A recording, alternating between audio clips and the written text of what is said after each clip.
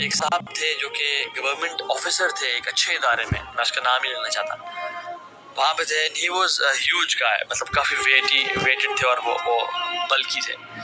تو چونکہ ان کی ویٹ کی وجہ سے وہ پھر ان کے گھٹنے اتنے نہیں رہے، بزرگ ہو چکے تھے، تو وہ ویل چیئر پہ آ گئے، بڑے مشکل سے ویل چیئر پہ بیٹھے ہوئے تھے. تو انہوں نے مینجمنٹ نے بتایا کہ ان کے گھر والے ان کو لے کے آئے، اور گھر والے سبحان اللہ 3 بیٹے، تینوں کو انہوں نے 2 پورشنز کے گھر بنا کے دیے، لیکن کسی ایک کے پاس بھی کمرہ نہیں تھا، نہ ان کے پاس ٹائم تھا کہ وہ اپنے والد کا خیال رکھ سکے اور اپنے والد کو یہاں پہ چھوڑنے آئے.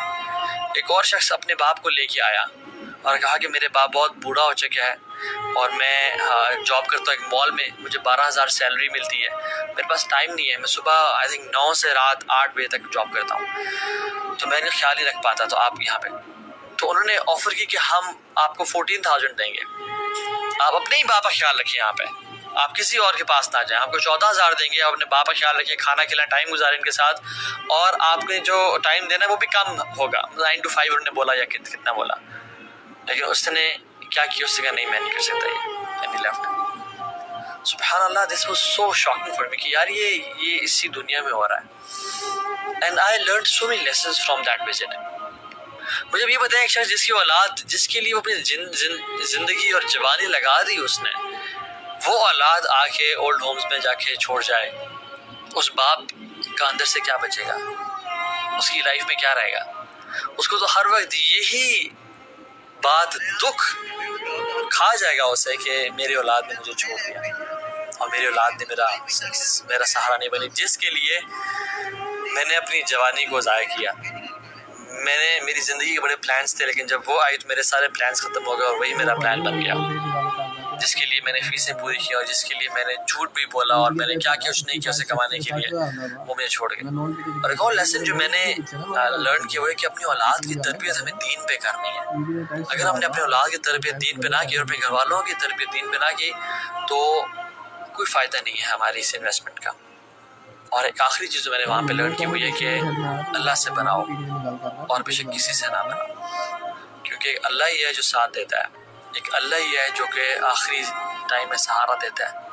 People think their father is ATM machines and their mothers are نوکرانی، کہ ہمیں کھانا سرو کریں گی، ہمیں بس پوچھا لگاتے ہیں کہ صاف کرتے ہیں ہماری چیزیں سیٹ ہوں، اور ان کی ضرورت نہیں ہے. اور ان کا جو بیسٹ فرینڈ ہے وہ ان کا موبائل فون ہے اور ان کے دوست ہیں. اللہ کے نبی صلی اللہ علیہ وسلم فرمایا کہ 15 چیزیں میری امت میں جب آئیں تو پھر ہلاکت ہے calamity will be fall on them. اور ان میں سے 2 کیا کہ جب ایک بندہ اپنی بیوی کی تو اطاعت کرے گا لیکن اپنی ماں کی نافرمانی کرے گا. when a man obeys his wife and disobeys his mother. اور دوسری چیز when a man he treats his friend well and he is harsh on his father. اللہ اکبر. آج ہم یہ دیکھتے نہیں، باپ کو تھوڑا ٹائم دینا پڑ جائے تو منہ پہ تریوڑی بن جاتی ہے، وہ وقت نہیں گزرا ہوتا.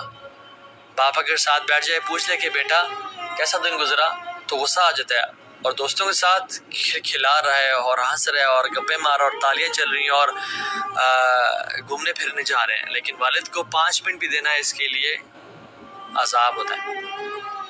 اللہ کے نبی صلی اللہ علیہ وسلم کی سچی حدیث، اللہ کے نبی نے فرمایا قیامت کی نشانی میں سے ان تلد الامۃ ربتها، لونڈی اپنے ماسٹر کو جنے گی. اور علماء اس کی ایک تفسیر بیان کرتے ہیں کہ بچوں کا اتنا برا اخلاق ہوگا اپنے والدین سے کہ جیسے وہ مالک ہیں اور ان کی جو ماں باپ ہیں وہ ان کی لونڈی ہیں اور جو ہے نا وہ سلیوز ہیں.